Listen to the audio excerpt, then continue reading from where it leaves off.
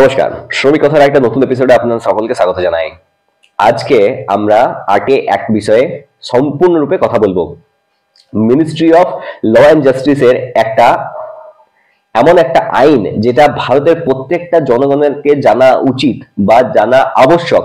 তিনি যদি কোনো স্কুলের স্টুডেন্ট কিংবা কোনো ইনস্টিটিউশনের সাথে আছেন, মনে করুন ইউনিভার্সিটিতে আছেন কিংবা কোনো মেডিকেল কলেজে আছেন কিংবা কোনো এমনি সাধারণ ওয়ার্কার যদি একটা দিনমজুরি করছেন, তো তার জন্য এই আইনটা জানা অতি আবশ্যক। The right two information act 2005 এটা the freedom of information act 2002 K repeal করে। এই আইনের মধ্যে যেটা দেওয়া হয়েছে সেটা আমি আপনার সাথে তুলে ধরছি।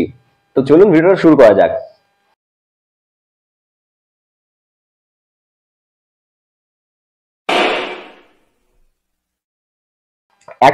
an act to provide একটা অ্যাক্ট এমন একটা সংজ্ঞা যেটা প্রোভাইড করে ট্রান্সপারেন্সি মানে একদম পরিষ্কার পরিচ্ছন্ন, যেটা এই পাঠ থেকে ওই পাঠ আপনি দেখতে পারবেন সেরকম ট্রান্সপারেন্সি এন্ড অ্যাকাউন্টেবিলিটি, তার একটা হিসাব নিকাশ, যা গভর্নমেন্ট কোথায় কি রকম কাজ করছে বা কোন জায়গাতে কেমন কাজ চলছে, বা আপনি নিজের স্বার্থের জন্য এই অ্যাক্টটি ইউজ করে সেন্ট্রাল গভর্নমেন্টকে কিংবা স্টেট গভর্নমেন্টকে কোশ্চেন করতে পারেন কি রকম ভাবে, সেটা আমি আপনাকে বলবো। অ্যাক্টটি আছে, এই অ্যাক্টটিকে আমরা সাধারণত আরটিআই বা রাইট টু ইনফরমেশন অ্যাক্ট বলে থাকি। এই অ্যাক্টটি পুরো ভারতে ইমপ্লিমেন্ট করা হয়েছে, জম্মু এন্ড কাশ্মীর ছাড়া। অ্যাপ্রোপ্রিয়েট গভর্নমেন্ট বলতে এখানে যে কোনো গভর্নমেন্ট প্রতিষ্ঠানকে বোঝায় যেটা হয়তো গভর্নমেন্টের নিজস্ব কিংবা গভর্নমেন্ট ওন করেছে কিংবা গভর্নমেন্ট ফাইন্যান্স করেছে কিংবা গভর্নমেন্টের দ্বারা ফাইন্যান্স হয়েছে, ডাইরেক্টলি কিংবা ইনডাইরেক্টলি দুটোই হতে পারে। এটা অ্যাপ্রোপ্রিয়েট গভর্নমেন্টকে বোঝায়। এছাড়া এখানে দুই রকমের অফিসার আছে, একটা হচ্ছে সিপিআইও মানে সেন্ট্রাল পাবলিক ইনফরমেশন অফিসার, আর একটা হচ্ছে এপিআইও অ্যাসিস্ট্যান্ট পাবলিক ইনফরমেশন অফিসার। এছাড়া এরা রিপোর্ট করেন চিফ ইনফরমেশন কমিশনারের কাছে। ঠিক আছে, এটা হচ্ছে সংগঠনটা। এরপর অ্যাডমিনিস্ট্রেটর যিনি তত্ত্বাবধানে থাকেন তাকে আর্টিকেল 239 দ্বারা অ্যাপয়েন্ট করা হয়। সেজন্য কিন্তু দায়ী হচ্ছেন প্রেসিডেন্ট অফ ইন্ডিয়া। অ্যাক্টিং পর্যায়ে তিনি যে কোনো মানুষকে ডাইরেক্টলি কিংবা ইনডাইরেক্টলি এখানে বসাতে পারেন। তো সেটা কোনো স্টেট অফ গভর্নর মানে স্টেট থেকে হতে পারে, আবার কোন ইউনিয়ন টেরিটরি থেকে হতে পারে। ইনি হচ্ছেন সম্পূর্ণরূপে একদম নিরপেক্ষ, এনার উপর কোনো চাপ থাকে না, এরা নিজে এই কাজটি ইনি করতে পারেন। দেখুন, এবার পার্টে চলে আসছে আমরা ইনফরমেশন যেটা আপনি চাইবেন বা যেটা আপনাকে দেওয়া হবে সেটা কিরূপ হতে পারে, সেটা একটা প্রশ্ন আপনার মনে জাগবে। এই যে ইনফরমেশন আপনি পাবেন সেটা কিভাবে পাবেন?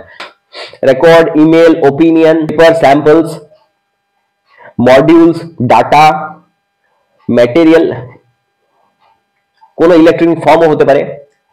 আবার এই যে একটা আছে এটা কোনো প্রাইভেট বডির উপরও লাগু হতে পারে যদি সেটা পাবলিক অথরিটির আন্ডারে পড়ে যায়।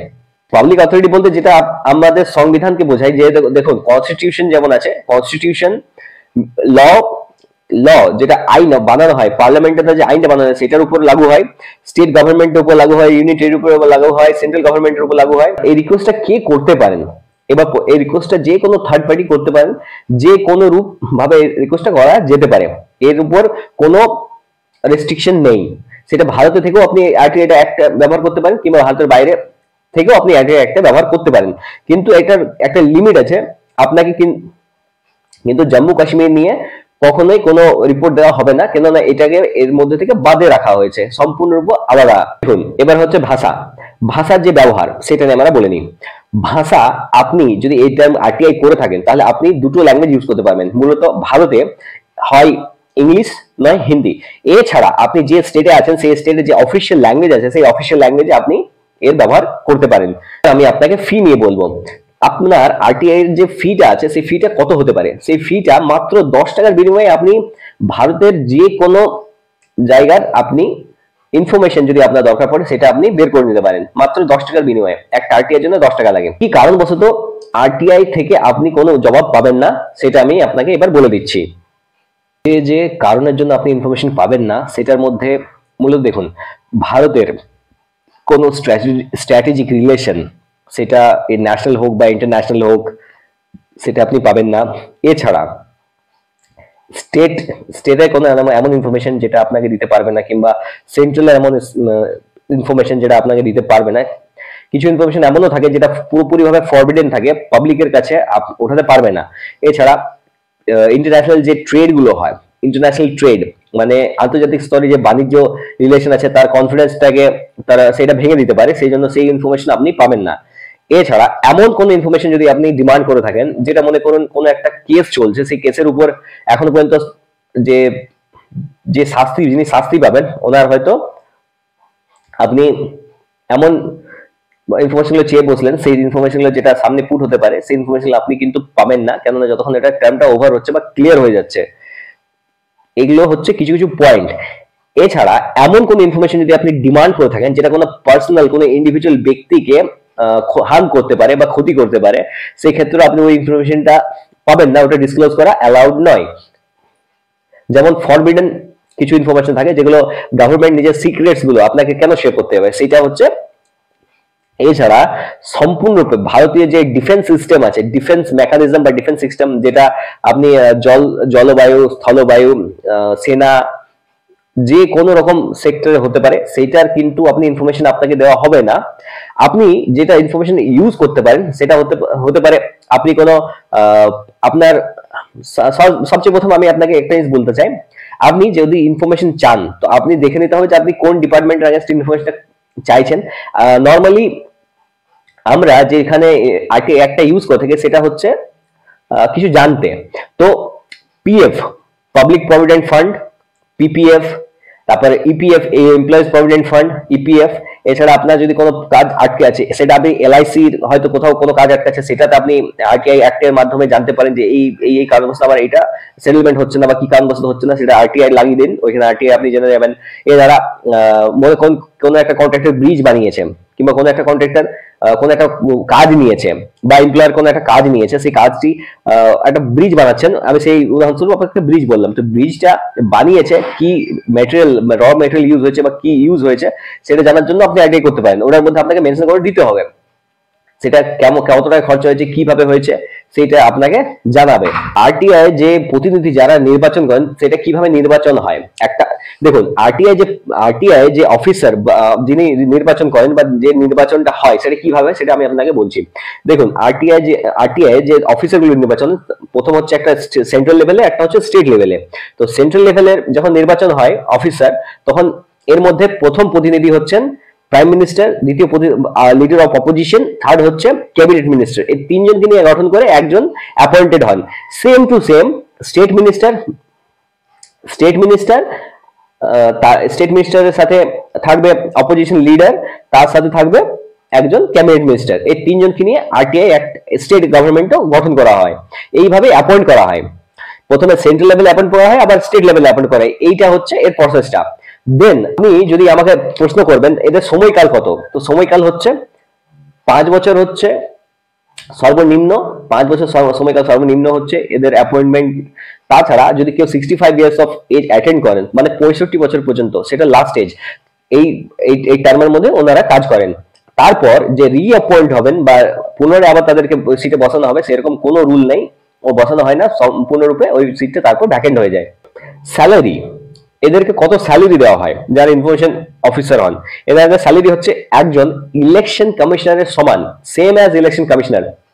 আর এদের পাওয়ার যেটা আছে সেই পাওয়ারটা সেম ওনার মতোই। অনেকের মধ্যে একটা ভুল ভ্রান্তিও আছে, এই ইনফরমেশন যদি আপনি আরটিআই অ্যাক্টে ব্যবহার করেন তাহলে আপনার উপর কোনো কেস হবে কিংবা আপনার উপর কোনো কেস হতে পারে, এরকম অনেকের ভুল ধারণা আছে, কিন্তু আমি তাদের ভুল ধারণাটা ভেঙে দিচ্ছি। এইরকম কোনো রুল বা রেগুলেশন নেই। আপনি আরটিআই করতে পারেন, আর আরটিআই জবাব যদি আপনি না পান, তার এগেনস্ট আপনি আরটিআই যদি জবাবটা না পান তার এগেনস্ট আপনি কেস করতে পারেন তার হায়ার অথরিটির কাছে। তো এটার উপর কোনো কেস হয় না। আপনি প্রশ্ন, আপনার মনে যদি কোনো প্রশ্ন আছে বা আপনি কারোর কাছে যদি কোনো প্রশ্ন করতে চান আপনি এটা করতে পারেন, এরপর কোনো প্রবলেম নেই, এটা সম্পূর্ণরূপে নির্দ্বিধায় আপনি করতে পারেন। এই অ্যাক্টের ব্যবহারটা হচ্ছে ভারতের সংবিধানের একটা অনেক বড় শক্তিশালী অস্ত্র, যেটা ভারতের জনগণের কাছে আছে, যেটা ব্যবহার করাটা আমাদের অধিকার আর আমরা করব। অ্যাক্টের পূর্ববর্তী একটা নাম ছিল the freedom of information act 2002, এটাকে রিপিল করে আরটিআই অ্যাক্ট 2005 আনা হয়। কেননা এই অ্যাক্টের মধ্যে একটা শুধু এই অ্যাক্টের মধ্যে কি ছিল, এই অ্যাক্টের যে ইনফরমেশন গুলো ছিল সেটা শুধু সেন্ট্রাল গভর্নমেন্টের মধ্যে সীমাবদ্ধ ছিল, সেই জন্য এই অ্যাক্টটাকে বাতিল করে এই নতুন একটা আনা হয়। যখন আরটিআই অ্যাক্ট আসে ওই সময় এর উপর খুব বিরোধিতা হয়, ক্রিটিসাইজ করা হয় এই অ্যাক্টটাকে, কিন্তু তা সত্ত্বেও একটা লাগু হয়ে যায়। 2019 সালে আরটিআই অ্যামেন্ডমেন্ট অ্যাক্ট, 2019 সালে আরটিআই কে অ্যামেন্ড করে একটা অ্যাক্ট আনা হয়। এটার মধ্যে কি করা হয় দেখে নিন। এটার মধ্যে মূলত যে স্টেট গভর্নমেন্টের কাছে যে পাওয়ারটা ছিল, প্রত্যেকটা স্টেট গভর্নমেন্ট নিজের যে টার্ম পিরিয়ড গুলো রাখতো বা যে স্যালারি স্ট্রাকচার ছিল সেটাকে সম্পূর্ণরূপে সেন্ট্রাল গভর্নমেন্টের হাতে ট্রান্সফার করে দেয় এই অ্যাক্টের মাধ্যমে। মানে এখন আরটিআই যে ইনফরমেশন অফিসাররা থাকবেন তারা সম্পূর্ণরূপে সেন্ট্রাল গভর্নমেন্টের কথা শুনে কাজটি করবেন, স্টেট গভর্নমেন্টের পাওয়ারটা ছিনিয়ে নেওয়া হয়। এই জন্য এই অ্যাক্টটাকে অনেক, এই অ্যাক্ট যেটা ছিল এই অ্যাক্টটাকে অনেক ক্রিটিসাইজ করা হয়, কিন্তু এই অ্যাক্টটা পাস হয়ে যায় 249তম সেশনে। আমার আরটিআই ব্যবহারের গল্প আমি আপনার সাথে করব। দেখুন, আমি আরটিআই অ্যাক্ট ব্যবহার করে সেল আইএসপির মিনিমাম ওয়েজ কত সেটা আমি জেনেছি, আমার দুর্গাপুরে কিরকম ওয়েজ দেওয়া হয় সেটা সেটা জেনেছি, সেল আইএসপির মধ্যে বায়োমেট্রিক সিস্টেম হবে কিনা সেটা আমি জেনেছি। আর আমার আরটিআই অ্যাক্ট ব্যবহার করার সবচেয়ে সাধারণতম গল্প আমি আপনাকে বলছি। আমি 2022 সালে পাসপোর্টের জন্য অ্যাপ্লাই করি। ওই পাসপোর্ট 2022 সালের সবকিছু যে ক্রাইটেরিয়া আছে আমি সব ফিল আপ করি, কিন্তু একটা কারণের জন্য আমার পাসপোর্টটা আটকে যায়। সেটা হচ্ছে আমার কাছে প্রেজেন্ট যে অ্যাড্রেস আছে সেই প্রেজেন্ট অ্যাড্রেসে দুটো কপি ছিল না। মানে আমার দুটো গভর্নমেন্ট আইডির মধ্যে প্রেজেন্ট অ্যাড্রেসে দুটো পার্ট চাই। তো সে আমার ব্যাংকের মধ্যে যেটা ছিল সেটা ছিল রিজিওনাল ব্যাংক, সেটার জন্য আমাকে রিজেক্ট করে দেয় আমার পাসপোর্টটা। সেটা আমার শিডিউলড কমার্শিয়াল ব্যাংক ছিল না, আমার পাসপোর্টটা রিজেক্ট হয়ে যায় আর আমাকে দেওয়া হয় না। আর যেটা আমি পরবর্তীকালে একটা অন্য ব্যাংকের আইডি দিয়ে সেটা আমি লেটারের মাধ্যমে, তারপরও আমার আমার ওইটা নিয়ে আর কোনো কথা হয় না, আর আমাকে ওইটা পাঠানো হয় না, আমাকে পাঠানো হয় না মূলত আমার পাসপোর্টটা। আমার শুধু একটা অপশন দিয়ে বলা হয় আপনি যে পাঠিয়েছেন সেটা আমাদের মান্যতা পাচ্ছি না, সেই জন্য আমরা দিতে পারবো না, এটা বলা হয়। 2022 সালের ওই যে আমি ফাইল করেছিলাম আমার যে পাসপোর্টটা, ওই পাসপোর্টটা আমি 2024 সালে এসে পাই। আমি আরটিআই ব্যবহার করি, আমি ভাবছিলাম আমার পাসপোর্টটা হয়তো চলে গেল, আমার 2000 টাকা জলে গেল। এইবার ওই পাসপোর্টটা আমি পেলাম না, আমি যখন চেক করছি দেখছি পাসপোর্টটা আমার এখনো পর্যন্ত আন্ডার রিভিউতে পড়ে আছে। আন্ডার রিভিউতে পড়ে থাকার দরুন আমি ওই পাসপোর্টটার জন্য আরটিআই পোর্টালে ক্লেম করি। আরটিআই পোর্টালে ক্লেম করি যে আমি পাসপোর্টটা কি রিঅ্যাপ্লাই করব না ওই পাসপোর্টটা আমি পেয়ে যাব। আমি যখন রিঅ্যাপ্লাই করি তখন আমার কাছে ওই পাসপোর্টের আরটিআই ডিপার্টমেন্ট থেকে একটা চিঠি আছে, সেই চিঠিটা অনুযায়ী আমি পড়ে দেখি যে আমার পাসপোর্টটা প্রিন্ট ইনিশিয়েটেড হয়ে গেছে। বিশ্বাস করবেন, প্রিন্ট ইনিশিয়েটেড করে দিয়েছে 2 বছর পর। যে পাসপোর্টটা 2022 আমি অ্যাপ্লাই করেছি সেই মার্চ মাসে, সেই পাসপোর্টটা আমি পাচ্ছি নভেম্বর 2024 সালে। আরটিআই পাওয়ারটা বুঝে দেখুন, আরটিআই কি জিনিস। আরটিআই পাওয়ার মানে আমরা প্রশ্ন কি ডাইরেক্টলি কাউকে করতে পারি না, কিন্তু আরটিআই করলে central information commissioner, state information কমিশনারকে আপনাকে জবাব দিতে বাধ্য। আর ইনকেস যদি আপনাকে জবাব না দেয় বা আপনার যদি জবাবের কোনো ভুল ভ্রান্তি থাকে বা ভুল কিছু জবাব দেয়, তো তার এগেনস্টে আপনি তার কমপ্লেনও করতে পারেন। তো তার কমপ্লেন করলে ওনার যে স্যালারি আছে সেখান থেকে প্রথমে তো 25,000 টাকা ডিডাকশন হবে, 25,000 টাকা। এছাড়াও যদি না করে থাকেন তাহলে 50,000 টাকা, তাছাড়া আরো বেশি ডিরেকশনটা যেতে পারে। তো এটা হচ্ছে আরটিআই এর পাওয়ার। আরটিআই অ্যাক্ট ব্যবহার করে অনেক স্ক্যামও ধরা হয়েছে ভারতের মধ্যে। যেমন আমি বলতে চাই ইলেকট্রাল বন্ডের একটা গল্প এসছে, তারপর নোটবন্দির গল্প আপনি পাবেন, 2G স্ক্যাম, কোল স্ক্যাম, তারপর আরো নানান কেস আপনি পেয়ে যাবেন। যদি গুগলে সার্চ করেন তাহলে আমি নানান কেস পেয়ে যাবেন এইটা নিয়ে। যদি ভিডিওটা ভালো লেগে থাকে তো চ্যানেলটি অবশ্যই সাবস্ক্রাইব করুন, ভিডিওর নিচে একটি লাইক করবেন, কমেন্ট করে জানাবেন আপনার কেমন লেগেছে, আর এর নেক্সট এরকম আরও কোনো ভিডিও চান কি না তাহলে আমি বানাতে পারবো। এরকম আরও অনেক ইনফরমেটিভ ভিডিও আমি নিয়ে আসবো, চ্যানেলটি অবশ্যই সাবস্ক্রাইব করে যান। ধন্যবাদ।